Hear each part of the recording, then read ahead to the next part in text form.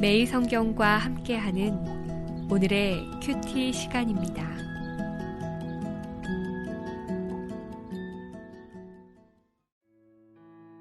(8월 6일) 오늘의 말씀은 이사야 57장 14절에서 21절입니다. 그가 말하기를 도두고 도두어 길을 수축하여 내 백성의 길에서 거치는 것을 제하여 버리라 하리라.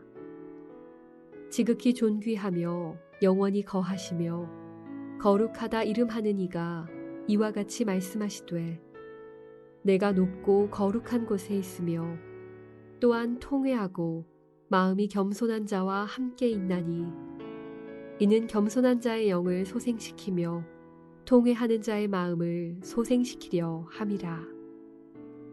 내가 영원히 다투지 아니하며 내가 끊임없이 노하지 아니할 것은 내가 지은 그의 영과 혼이 내 앞에서 피곤할까 함이라. 그의 탐심의 죄악으로 말미암아 내가 노하여 그를 쳤으며 또 내 얼굴을 가리고 노하였으나 그가 아직도 패역하여 자기 마음의 길로 걸어가도다. 내가 그의 길을 보았은즉 그를 고쳐줄 것이라. 그를 인도하며 그와 그를 슬퍼하는 자들에게 위로를 다시 얻게 하리라. 입술의 열매를 창조하는 자 여호와가 말하노라.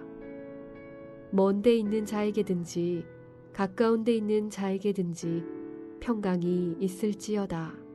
평강이 있을지어다. 내가 그를 고치리라 하셨느니라. 그러나 악인은 평온함을 얻지 못하고 그 물이 진흙과 더러운 것을 늘 솟구쳐내는 요동하는 바다와 같으니라. 내 하나님의 말씀에 악인에게는 평강이 없다 하셨느니라.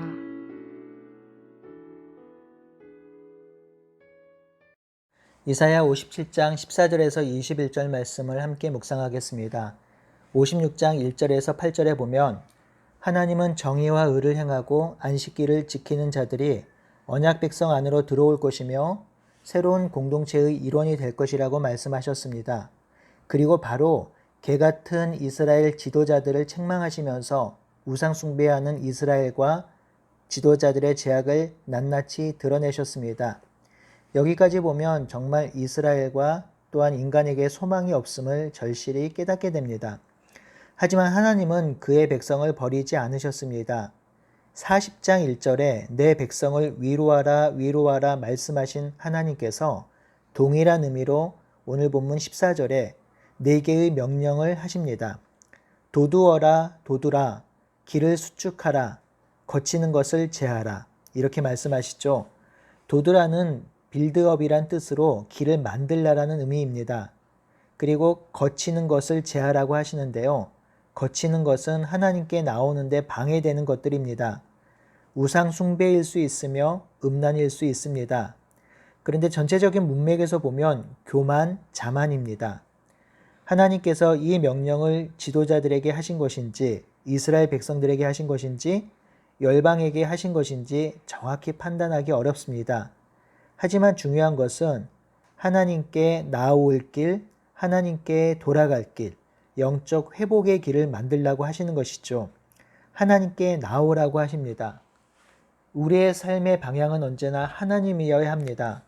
그래서 언제나 하나님께 나아가는 길을 잘 닦아야 합니다. 그리고 항상 그 길을 점검해야 합니다. 혹시 하나님께 나아가는 길이 무너졌거나 거치는 것이 있는지를 잘 살펴야 합니다. 혹시 본문에서처럼 하나님께 나아가는데 거치는 것이 있다면 그 거치는 것을 치울 수 있도록 기도합시다. 그 거치는 것이 우리의 삶을 무너뜨리고 향방을 잃어버리게 할 수 있습니다. 15절에서 19절은 하나님의 구원이 선포됩니다. 15절에 하나님은 자신이 누구인지 다시 한번 말씀하지요. 지극히 존귀하며 영원히 거룩하며 거룩한 분입니다. 이 하나님은 인간과 도저히 비교될 수 없는 분입니다. 높고 존귀하며 거룩한 이는 오직 여호와 하나님밖에 없습니다. 그런데 그 높고 존귀한 하나님이 찾는 자가 정말 놀랍게도 통회하고 마음이 겸손한 자입니다. 여러분, 세상 사람들은 누구를 찾나요? 자신의 유익을 위해 높은 자, 권세 있는 자, 힘 있는 자, 매력적이고 돈 있는 사람을 찾습니다. 그런 사람이 자기 옆에 있어야 든든한 백이 되지요. 하지만 하나님은 그렇지 않습니다. 하나님은 온 우주 만물을 창조하신 모든 것을 다 소유하신 분입니다. 그러니 인간이 가지고 있는 어떤 것도 필요가 없습니다. 하나님이 찾는 사람은 많은 소유를 가진 사람이 아니라 통회하는 사람, 겸손한 사람입니다. 문맥상 통회하는 사람은 착취와 학대를 받은 백성을 뜻하고요. 겸손은 낮아진 사람, 귀함이 전혀 없는 천한 사람입니다. 즉, 하나님이 베푸시는 긍휼 없이 살지 못하는 사람, 하나님 없이 살지 못하는 사람을 찾으시지요. 하나님은 이 겸손한 자와 함께 하시며 겸손한 자와 통회하는 자의 영을 소생시키십니다. 16절은 이제 하나님께서 인간과 끝까지 다투지 않고 노하지 않겠다고 합니다. 여기서 다투는 것은 법적인 소송을 뜻하며 노하는 것은 감정적인 분노입니다. 하나님이 이렇게 하지 않는 이유는 백성의 선행이나 의로움 때문이 아니라 그 영과 혼이 하나님 앞에서 피곤할까 봐 그러신답니다. 그러니 이 본문의 의미는 하나님이 사람에게 생명을 준 것인데 어찌 피조물인 인간과 끝까지 분노하고 다투겠는가?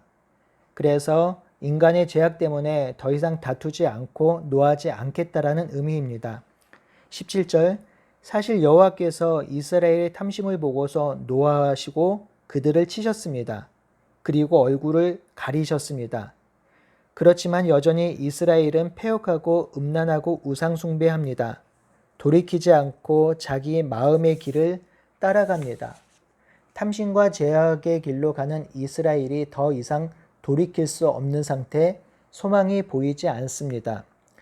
18절에서는 그래서 하나님이 그들의 길, 즉 탐심과 죄악의 길을 걷는 그들을 고치시기로 결정하셨습니다. 여기서 고치다라는 것은 인간 본성의 치유와 회복을 뜻합니다. 하나님은 부패와 악의 길을 걷는 그들을 다시 위로해 주실 것을 결정하셨습니다. 19절은요. 입술의 열매를 창조하신 하나님께서 먼 데 있는 자든지 가까이 있는 자든지 평강을 주신다고 하지요. 입술의 열매는 해석적으로 보면 좀 복잡한 의미인데요. 평강을 가리킨다고 보기도 하고요. 어떤 학자는 감사와 찬양으로 보기도 합니다. 저는 감사와 찬양으로 이해합니다. 그러니 통회하는 자의 입술 속에서 찬양이 나옵니다. 가까운 데 있는 자와 먼 데 있는 자에게 평화가 임할 것이다 라는 찬양이죠. 여기서 가까운 데 있는 자는 예루살렘, 먼 데 있는 자는 포로된 백성을 뜻하기도 하고요. 또한 가까운 데 있는 자는 이스라엘, 먼 데 있는 자는 먼 이방 족속을 뜻하기도 합니다. 하나님은 이들에게 진노를 거두시고 이들을 회복하시고 치유하시고 급기야 평강까지 주신다고 합니다. 이 평강은 샬롬입니다. 샬롬은 구약에 250번 이상 나오는데요. 구약 성경에서 가장 중요한 의미를 가진 단어입니다. 이 샬롬, 평강은 하나님께서 에덴 동산에서 아담과 하와와 함께 교제하셨던 그 상태를 뜻합니다. 그러니 평강, 샬롬을 주신다는 것은 하나님과의 교제가 회복된 것이며 하나님과 영적으로 연합되었다라는 의미입니다. 하나님은 이 땅의 백성을 긍휼히 여기셔서 이 땅을 회복시킬 것이라고 언약하셨지요. 그 언약의 성취의 결과가 평강, 평화, 샬롬입니다. 그러니 이 평화는 궁극적으로 하나님의 긍휼로 누리게 되는 것입니다. 이 하나님의 긍휼을 버리고 하나님을 거부하는 자가 바로 악인인데요. 이 악인이 얻게 되는 것이 20절에서 21절에 나와 있습니다. 악인은 평온함을 얻지 못한다고 하지요. 이 평온함은 평화, 샬롬과는 조금 다른 의미인데요. 전쟁과 기근 또한 요동치는 세상 속에서 겪는 근심과 걱정의 상태에 가깝습니다. 그래서 이 악인의 마음의 상태가 요동치는 바다와 같다고 하는 것인데요. 이 요동치는 바다는 바닥에 진흙과 더러운 것이 끊임없이 올라오는데 악인의 마음이 그러하다고 합니다. 그래서 하나님은 결국 악인에게는 평강, 샬롬이 없다고 선언합니다. 하나님이 없는 상태, 관계가 깨진 상태는 마음이 요동쳐서 불안하고 근심하고 걱정하며 결국 평화를 누리지 못하게 되는 것입니다. 사랑하는 성도 여러분, 하나님이 찾으시는 사람이 어떤 사람입니까? 통회하는 사람입니다. 겸손한 사람입니다. 이 세상에서 죄로 인해 압제받고 학대받고 세상에서 소망을 가지지 못한 사람들입니다. 그래서 하나님을 찾는 사람들입니다. 하나님 외에는 다른 곳에 소망을 두지 않는 자들이지요. 자신의 능력과 힘과 권세와 부로 세상을 사는 사람들이 아니라 하나님을 바라는 자들을 하나님이 찾으십니다. 그러니 진실로 우리 신앙의 문제, 삶의 문제는 돈의 없음이 아니고 능력 없음도 아니고 힘 없음도 아닙니다.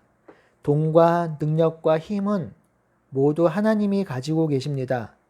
그러니 우리가 가진 능력 그리고 환경을 바라보지 말고 하나님을 바라봅시다. 하나님을 구합시다. 하나님과 깊은 교제하며 하나님을 사랑합시다.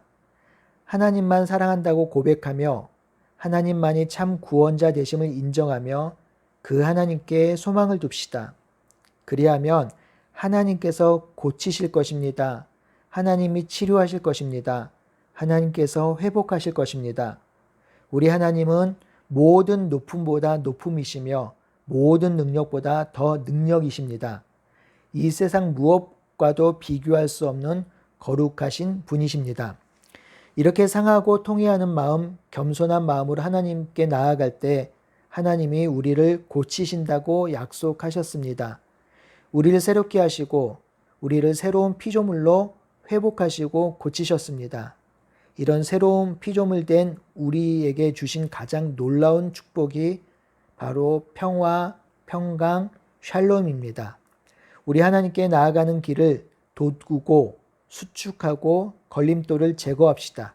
그리고 하나님께 나아갑시다. 하나님은 우리를 고치시고 회복시키시고 평화를 주실 것입니다. 그리고 그 하나님을 입술의 열매로 찬양하는 하루가 되기를 간절히 바라고 소원합니다. 아멘.